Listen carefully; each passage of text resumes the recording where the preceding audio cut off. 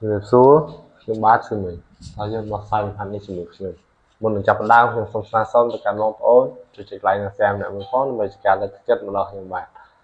ឥឡូវចូលទៅមើលលំហាត់ជាមួយខ្ញុំជាលំហាត់ថ្ងៃនេះគេឲ្យចំណុច A ដែលមានកលមេ3 2 1 B 4 2 5និង C 2 3 ដក 1ស្ថិតនៅក្នុងតម្រុយ OEC ការហើយគេឲ្យយើងកណនា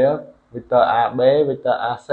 AB scalar AC ហើយបង្ហាញថាត្រីកោណ ABC ហ្នឹងជាត្រីកោណកែងបាទ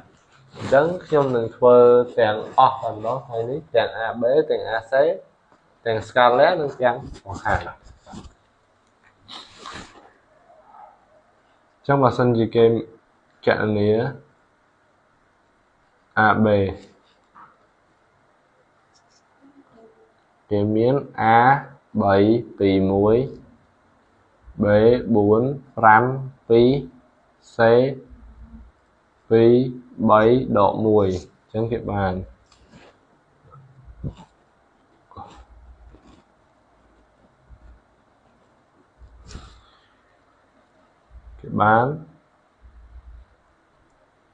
AB របស់យើងនេះ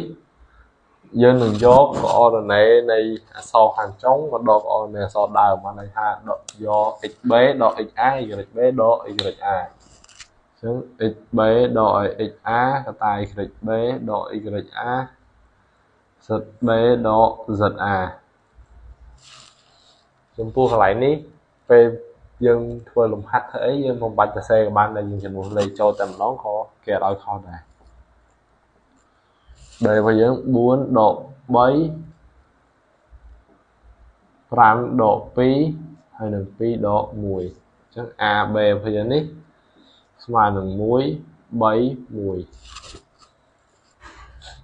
បាទហើយដល់ពេល AC យើងវិញ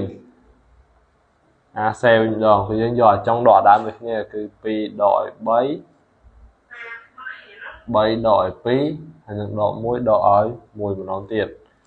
អញ្ចឹង AC របស់យើងនេះវាស្មើនឹងដក1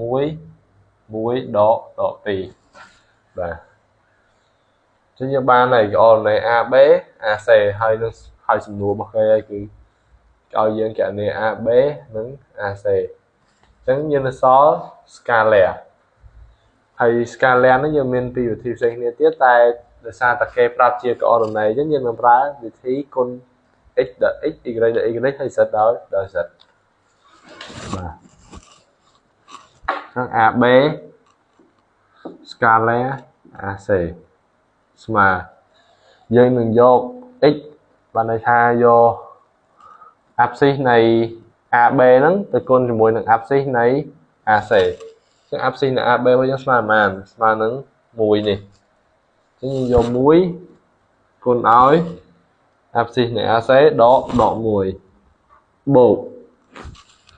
3គុណឲ្យ1 3គុណឲ្យ1បូក1គុណឲ្យដក2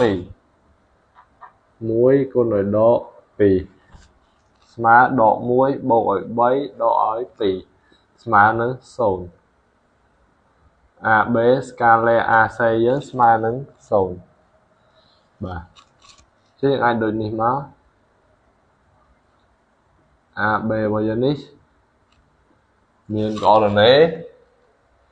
1 3 1 AC មាន coordinate ដក1 1ដក2ចំណែក AB scalar AC របស់យើងស្មើនឹង0ហ្នឹងយើងហៅមកកណាត់ដែរដល់ពេលបន្តមកទៀតគេឲ្យយើងបង្ហាញថាត្រីកោណ ABC នេះជាត្រីកោណកែងបង្ហាញត្រីកោណ ABC ជាត្រីកោណកែងដោយ AB scalar AC ស្មើនឹង0បាទអញ្ចឹងលក្ខណៈពិសេសនៃ vector បើកាលណាវា scalar គ្នាស្មើនឹង0បានន័យថា vector ទាំងពីរហ្នឹងវាស្មើគ្នាសំទោស vector ទាំងពីរហ្នឹងវាកែងគ្នាបាទហើយវាក៏ដូចទៅនឹងអង្កត់ដែរតែកាលណា vector ពីរកែងគ្នាហើយឧទាហរណ៍ថានេះជា vector AB អញ្ចឹងចុះ ហើយវាកែងជាមួយនឹង vector AC ហើយអញ្ចឹងនាំឲ្យត្រីកោណ ABC ហ្នឹងក៏វាជាត្រីកោណកែងដែរ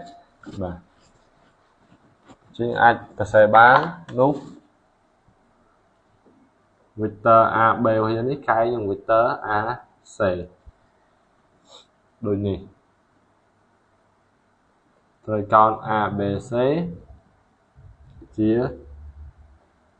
ត្រីកោណកែងត្រង់កំពូលបាទហើយនេះគឺជាលក្ខណៈពិសេសមួយនៃ vector របស់យើងហើយនៅមានច្រើនទៀតនៅមានខ្វែងនៅមានអីច្រើនទៀតបាទហើយការដោះស្រាយរបស់ខ្ញុំគឺមានតែប៉ុណ្្នឹងសូមអរគុណ